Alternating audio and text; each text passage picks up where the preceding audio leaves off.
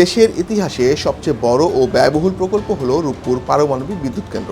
আগামী মাসে পরীক্ষামূলকভাবে এই প্রকল্প থেকে জাতীয় গ্রিডে প্রায় ৩০০ মেগাওয়াট বিদ্যুৎ সরবরাহের প্রস্তুতি চলছে। এটি চালু হলেই পারমাণবিক বিদ্যুৎ উৎপাদনকারী দেশ হিসেবে বিশ্বের ৩৩তম দেশ হতে যাচ্ছে বাংলাদেশ। কিন্তু কিছু প্রশ্ন থেকেই যায়। ব্যবহৃত বিপজ্জনক পারমাণবিক বজ্র রাশিয়া কীভাবে ফেরত নিয়ে যাবে? আর শেষ পর্যন্ত রূপপুরের প্রতি ইউনিট বিদ্যুতের দাম কত পড়বে? চলুন জেনে নেওয়া যাক।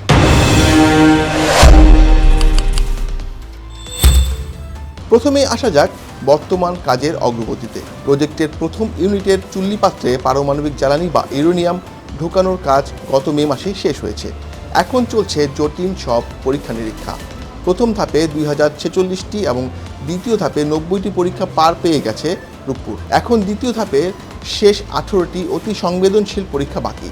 এসব পরীক্ষা শেষ হলেই চুল্লিতে শুরু হবে নিয়ন্ত্রিত বিভাজন বিক্রিয়া। উৎপন্ন তাপ থেকে বাষ্প তৈরি করে ঘোরানো হবে বিশাল সব টারবাইন, আর তাতেই তৈরি হবে কাঙ্ক্ষিত বিদ্যুৎ।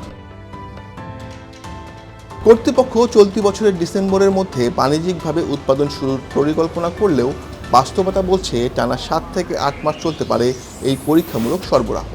কারণ পারমাণবিক বিদ্যুৎ কেন্দ্রে তাড়াহুড়া মানেই বড় বিপদ। বাংলাদেশ পরমাণু শক্তি নিয়ন্ত্রণ কর্তৃপক্ষের কঠোর তদারকি ও অনুমোদন ছাড়া এক কদমও সামনে এগোনোর সুযোগ নেই। তাই আগামী বছরের আগে 1200 মেগাওয়াটের পুরো সক্ষমতার বিদ্যুৎ পাওয়ার সম্ভাবনা খুবই কম। অনেকের মনেই প্রশ্ন উঠতে পারে, ব্যবহৃত পারমাণবিক জ্বালানির তেজস্ক্রিয় বর্জ্য নিয়ে বাংলাদেশ আবার কোনো বিপদে পড়বে না তো? এর উত্তর হলো, এই তেজস্ক্রিয় বর্জ্যের পুরো দায়িত্ব নিচ্ছে রাশিয়া। 2017 সালের চুক্তি অনুযায়ী ব্যবহৃত জ্বালানি রাশিয়া নিজেদের দেশে ফেরত নিয়ে যাবে। সেখানে এগুলো প্রক্রিয়াজাত করে ক্ষতিকর তেজস্ক্রিয় অংশ মাটির প্রায় 400 মিটার নিচে পুঁতে রাখা হবে। তবে জেনে নেওয়া ভালো, পরমাণু জ্বালানি ব্যবহারের সাথে সাথেই তা জাহাজে তুলে নেওয়া যায় না। এটি আগে বিশেষ সুরক্ষায় ঠান্ডা করতে হয়। রূপপুরেই 10 বছর পর্যন্ত এই বর্জ্য নিরাপদ রাখার ব্যবস্থা আছে। পরবর্তীতে জাহাজ ভাড়া এবং বাণিজ্যিক হিসাব কষে তা রাশিয়ায় পাঠানো হবে। রূপপুরে টানা 24 ঘন্টা নিরবিচ্ছিন্ন বিদ্যুৎ মিলবে। প্রতি 1.5 বছর পর পর লাগবে নতুন জ্বালানি। তবে সবচেয়ে মজার বিষয় হলো, এই প্ল্যান্টের পুরো মেয়াদ জুড়ে জ্বালানি দেওয়ার বাধ্যবাধকতা রয়েছে রাশিয়ার টিভিএল কোম্পানির। আর প্রথম 3 বছরের জ্বালানি রূপপুরের মূল চুক্তিতেই ধরা আছে। আরেকটি জনপ্রিয় প্রশ্ন হলো, এখানে ব্যবহার করা ইউরেনিয়ামের দাম কত? চুক্তিতে আন্তর্জাতিক জার্নাল অনুযায়ী জ্বালানির দামের একটি নির্দিষ্ট সূত্র দেওয়া আছে।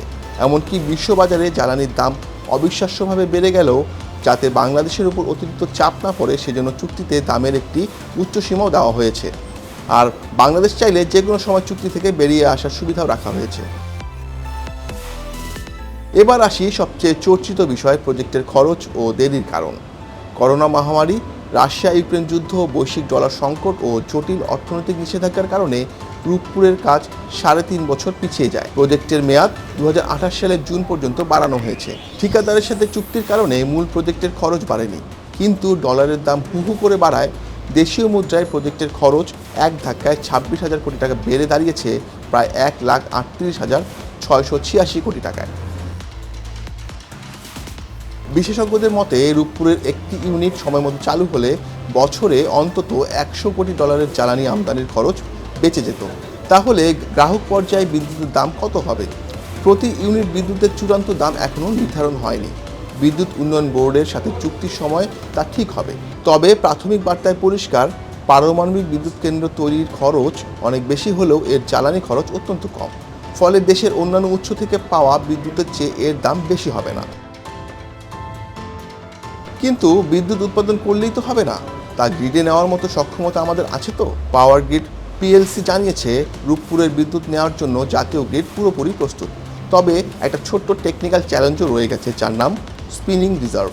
রূপপুরের মতো বিশাল প্ল্যান্ট হুট করে কোনো কারণে বন্ধ হয়ে গেলে পুরো দেশের গ্রিড যেন ব্ল্যাকআউট না হয়, সেজন্য ব্যাকআপে কিছু গ্যাস ভিত্তিক পাওয়ার প্ল্যান্ট তৈরি রাখতে হয়। গ্যাস সংকটের কারণে এই মুহূর্তে সেই স্পিনিং রিজার্ভ নিশ্চিত করা কিছুটা কঠিন।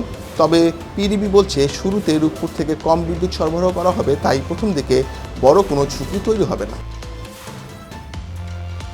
নিউক্লিয়ার ইঞ্জিনিয়ারদের স্পষ্ট কথা, রূপপুর এখন ইতিহাসে সবচেয়ে স্পর্শকাতর ও জটিল ধাপে দাঁড়িয়ে আছে।